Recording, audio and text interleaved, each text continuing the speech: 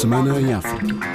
Bem-vindos à Semana em África. As autoridades sul-africanas admitem um balanço preliminar de quase 400 mortos e um muito vasto rastro de destruição na zona do KwaZulu-Natal, no leste do país, alvo de fortes enxurradas há mais de uma semana, com previsão de mais precipitação desde ontem.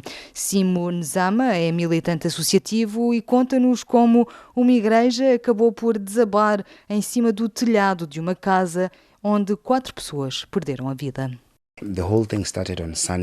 Tudo começou no domingo por volta das 9 horas com fortes chuvas que acabaram por danificar a estrutura da igreja. Esta acabou por desabar em cima da casa onde se encontravam as 4 crianças. As pessoas continuam a limpar a lama, ficaram sem mobília, sem roupa, sem nada. O que mostra mesmo o quão elas foram afetadas. Simo Nzama, militante associativo, traduzido por Miguel Martins ao microfone de Romain Chanson. RFI. Em Angola, a polícia está a ser acusada de ter impedido a reabertura dos templos da Iurde, violando a autorização do Tribunal Provincial de Luanda. A polícia confirma o facto de atirar a responsabilidade para as autoridades judiciais, alegando que não foi notificada para o efeito. Francisco Paulo.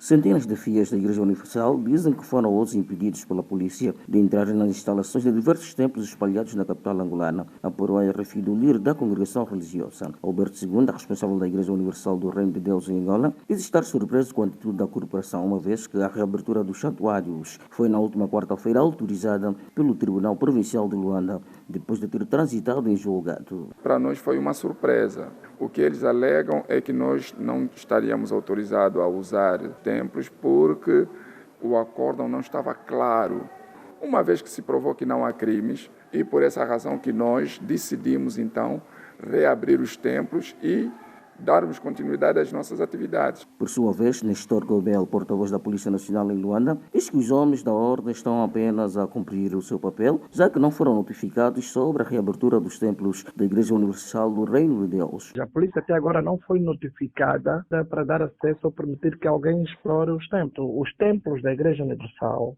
é um assunto que está remetido aos tribunais. Nesta altura, os templos da Igreja Universal, tanto tem como fiel depositário o INAR, que é o Instituto Nacional de Assuntos Religiosos. Francisco Paulo, Luanda, RFI.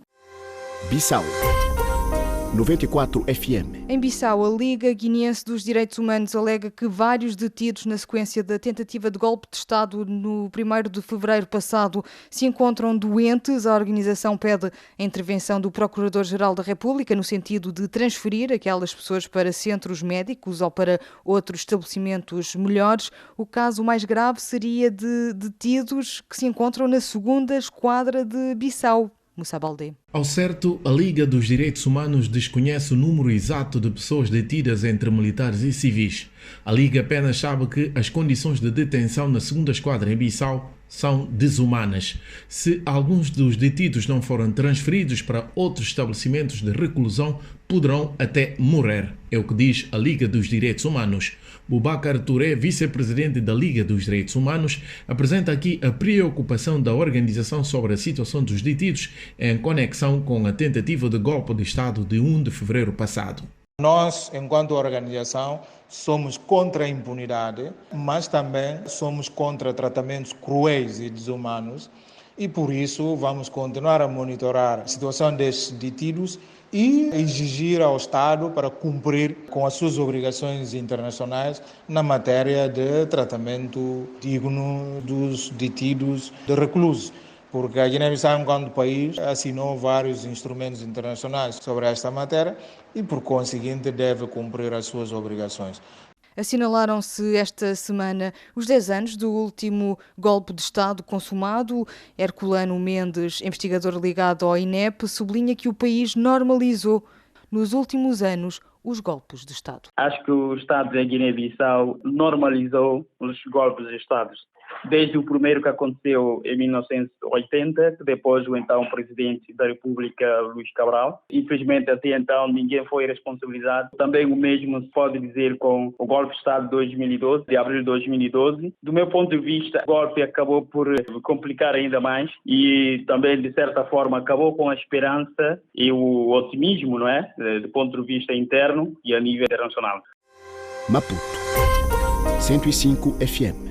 Em Moçambique, o filho do antigo chefe de Estado, Armando Guebuza, réu no caso das dívidas ocultas, voltou a afirmar que é a família Guebuza quem o Ministério Público e o regime de Filipe Nyusi pretende realmente atingir com o julgamento do maior escândalo de corrupção em Moçambique. Ndambi Guebuza falava durante a audiência especial sobre os arrestos de bens. Pergunto ao Ministério Público, meritíssimo, por que eu estou preso até hoje? Eles mudaram o Código Penal para me manterem preso. Os outros são fauna acompanhantes aqui. Isto aqui é político, meritíssimo. Este regime de Filipe Jacinto Nyusi, desde que entrou no poder, este processo foi o primeiro processo. A primeira coisa que aconteceu nas nossas vidas foi a morte da minha irmã. A segunda coisa foi tentativa de envenenamento, mas que falhou no pudim. A terceira coisa foi, eu fui preso. Depois também temos a situação do Dr. Chival, também houve tentativa de assassinato. Então, praticamente, isto aqui é para atingir o meu pai, meritíssimo. Querem atingir a nossa família a todo custo. Em Cabo Verde, o cardeal católico Dom Arlindo Furtado considerou esta semana que a situação social está muito complicada. O eclesiástico afirma que não sabe até que ponto as medidas anunciadas pelo governo estão a ter algum impacto realmente na vida das pessoas. Muito complicada, a situação está muito complicada.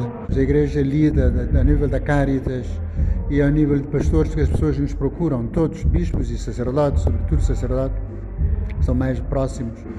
E pessoas para pôr o problema, desabafar e pedir ajuda e partilhar as dores, as mágoas, as misérias, os sofrimentos de toda a ordem. A situação está complicada, não é? O governo tem anunciado algumas medidas, não sei até que ponto já começaram a ter algum impacto, mas a situação é muito difícil, que existe de todos nós uma sensibilidade muito grande, uma abertura de coração e uma generosidade desmedida.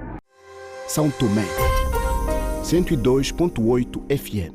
Em São Tomé e Príncipe, as eleições legislativas, regionais e autárquicas vão decorrer a 25 de setembro. Nas últimas semanas, os diferentes partidos realizaram congressos e definiram os candidatos que podem chegar ao cargo de primeiro-ministro. Em 2018, a ADI venceu as eleições legislativas, mas alianças entre o MPLA-STP, PSD e a coligação PCD-MDFM-UDD acabaram por ditar uma maioria dos 55 assentos parlamentares, o que levou Jorge Bom Jesus, presidente do MLSTP-PSD, ao cargo de primeiro-ministro. Para o analista político Olívio Diogo, as alianças só podem ser reconduzidas consoante os resultados destas eleições legislativas. Eu acredito que as alianças poderão, inequivocamente, voltar a surgir se o ADI não fizer maioria absoluta, porque esses partidos que hoje sustentam o governo, não acredito que eles venham a fazer uma aliança com o ADI no futuro. Daí que, neste momento, eu creio que as alianças terminam agora nessas eleições e depois, sobretudo, nós temos um partido que é o PCD, que é um partido que nós não sabemos como é que este partido vai para essas eleições. Tem um presidente do partido, que é o Guidadi Sokoto, mas que não tem essa eminência política, esse carisma como tem de FDF. Nós nem sequer sabemos como é que ficará o PCD nessas eleições. Daí que eu sou da opinião que as alianças políticas terminam agora nessa legislativa, mas tudo depende muito do figurinho que será apresentado depois do resultado eleitoral. Termina aqui a nossa Semana em África. Estamos de regresso no próximo sábado. Até lá, tenha um bom fim de semana.